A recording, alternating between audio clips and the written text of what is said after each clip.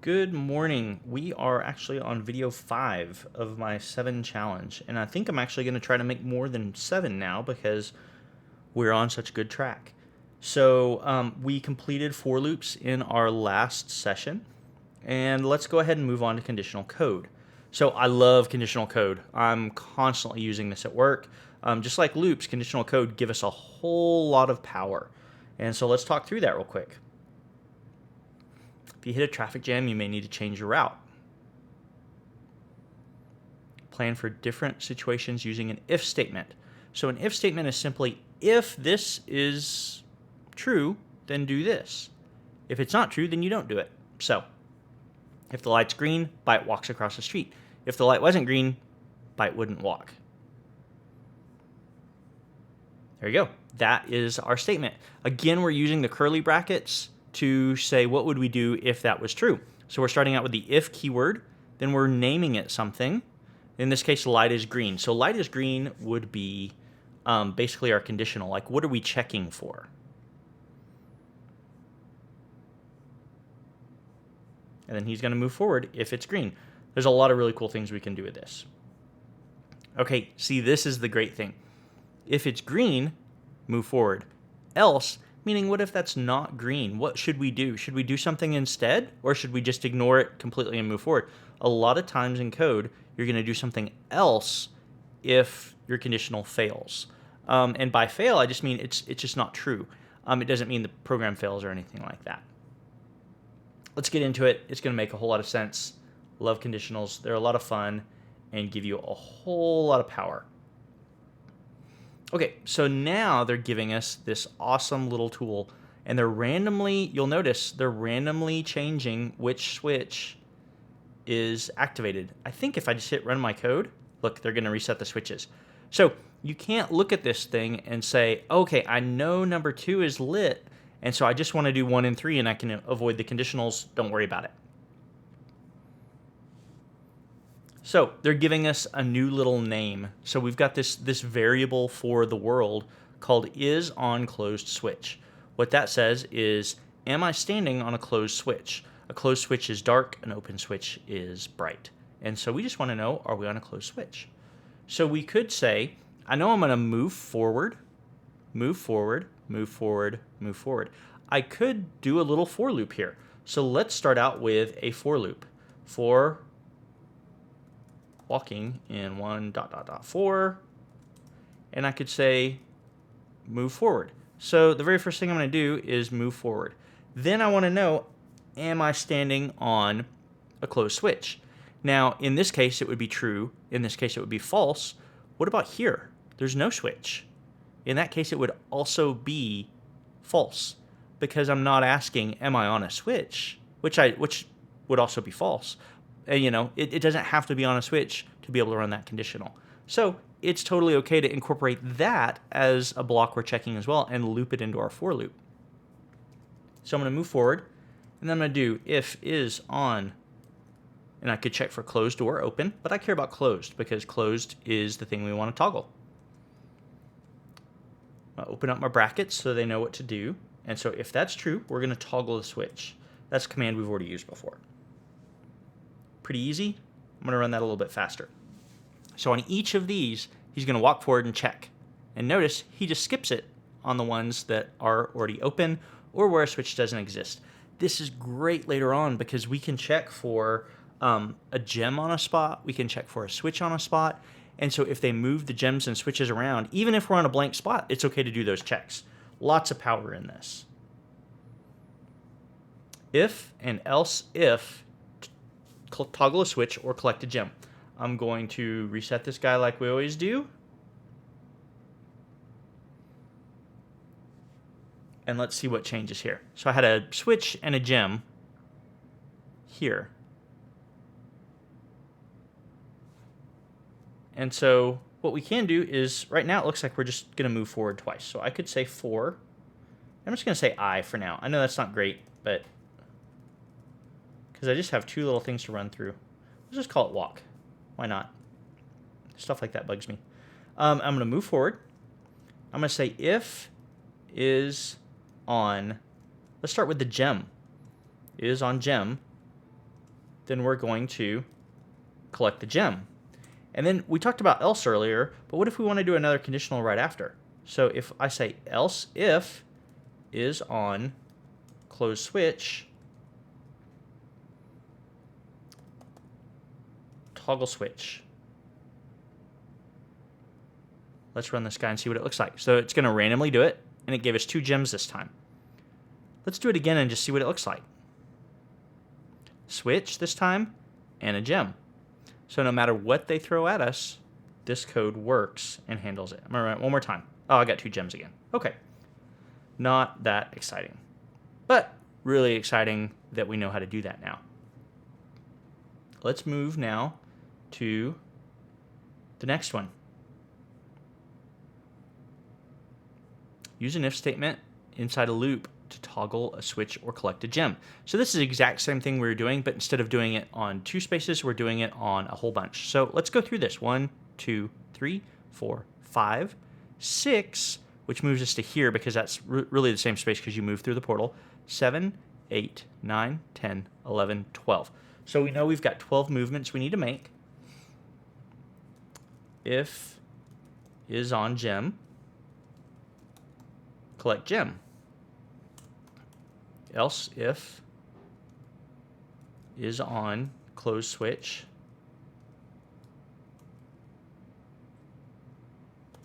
toggle switch. Now this is going to work, but you might ask yourself, could we just get rid of this thing and just ask 2 questions? You could, but it's less efficient. So right now, the rules of the game say, if you're on a switch, you cannot also be on a gem. And so none of these boxes or spaces has both a switch and a gem. If that existed where you could have both that you have to handle for, then you need to ask 2 separate questions, not, did this happen? Okay, then I'm going to ask a different question. You would have to ask both questions every single time.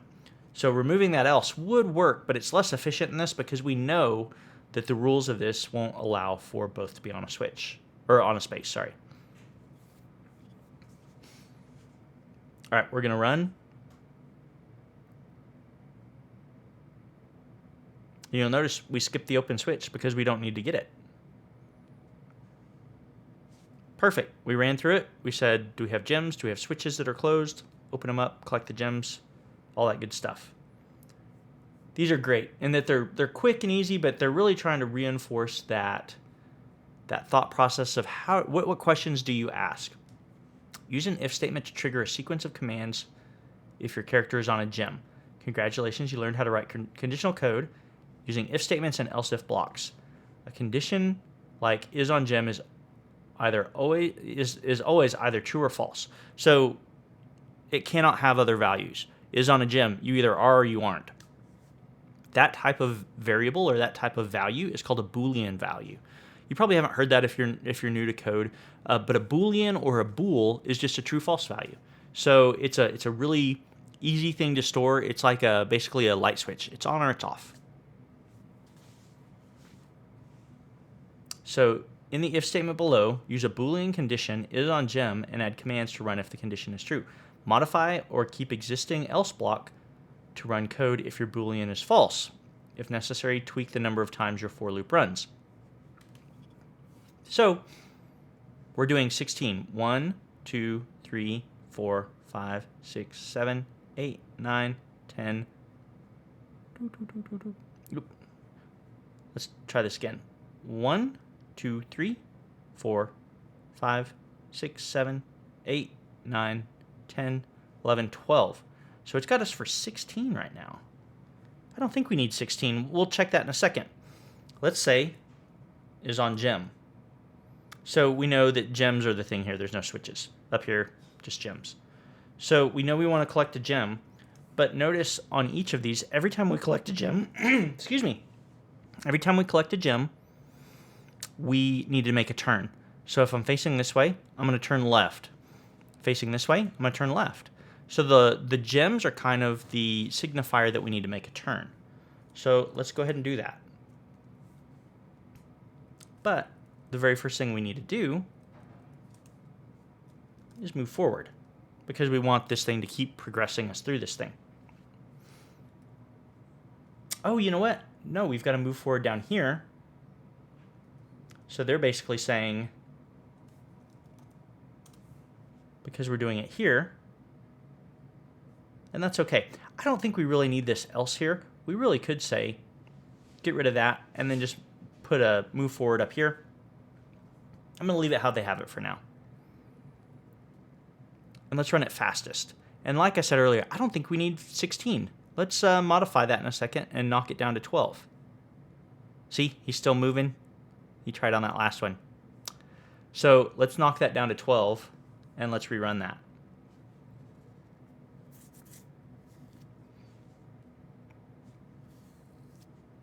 Boom. Okay. Oh! How about 13?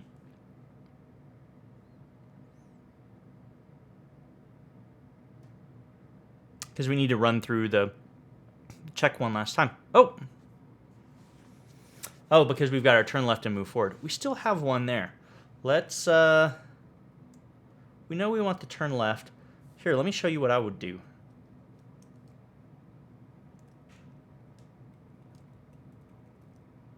I don't like the else block there. I think that, let's see if that gets us.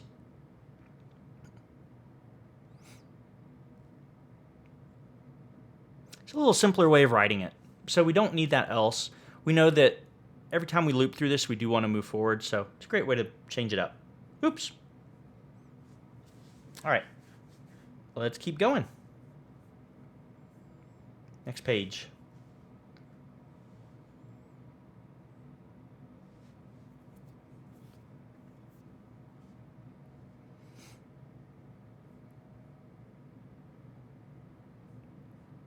Use a function, a loop, and a condition to collect gems or activate switches. So in this case, it looks like we know we're going to do all of those things. This will probably be the last one that we do. Collect or toggle. So this is saying we want to write this to check the contents of a tile. If it's got a closed switch, then we want to toggle it. If it's got a gem, we want to collect it. So if is on gem, collect gem. Else if, and we'd use that else if because we know we can't have both. Is on closed switch, toggle switch. So now we've written this thing that gets us through this. We know that based on this, let's look, because this is not exactly the same. So what would be our pattern here? We have an equal length every time. And we know that our gems, as they sit, are at the ends, but is that always the case? If I run this, let's see if they reset where things are. Yep, see? Now gems are over here, so that's not always true. So I think what they're asking us to do is run through this, but check everything. Other commands to solve the puzzle. So what's the easiest way for us to loop through this? I could tackle this by rows. I know my rows are a set length. So 1, 2, 3, 4. So 4, walk in 1, ... 4, move forward, collect or toggle. That would get me to the end here. And then I'd move forward across here and then to here. So I could say turn left, move forward, and I think I want to test this little guy too. He's kind of unique in that he's not part of the next group. So let's collect or toggle him as well, move forward,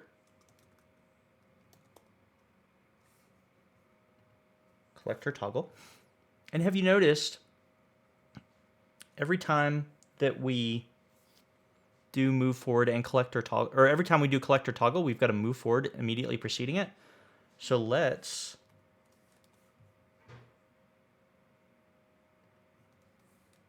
do that.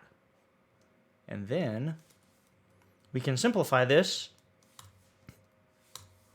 just to do that. So we're going to move forward, collector toggle, move forward, collector toggle. As we run through this, now we need to turn left again. And let's see if another pattern emerges that we can take advantage of here as we work through this. And then we know we're going to do our walk again. So because we know we're doing this walk again, should we write a function for walk column?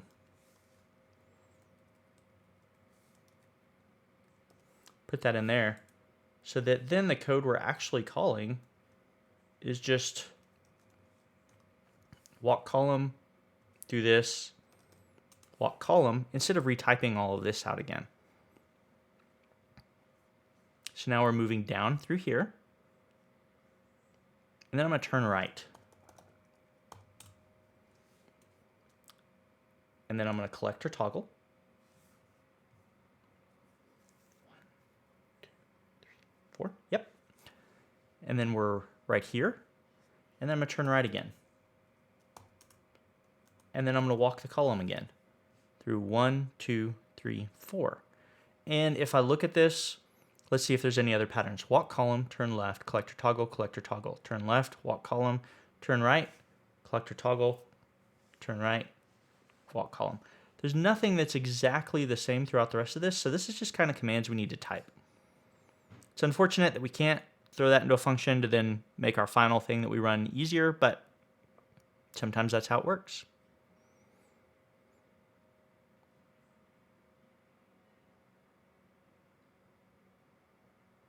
There we go, guys. We did it.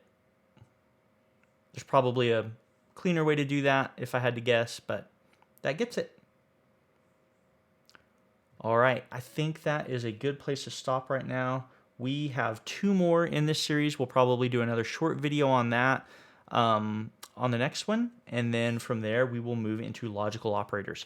We're moving along. We're developing a lot of really cool foundational skills here. Like I said, even if it feels pretty basic, still stick with it because we're going to get into more and more advanced stuff as we go. So this may feel a little bit easy, but it just means you're doing great. Keep it up. I believe in you. Have a great day.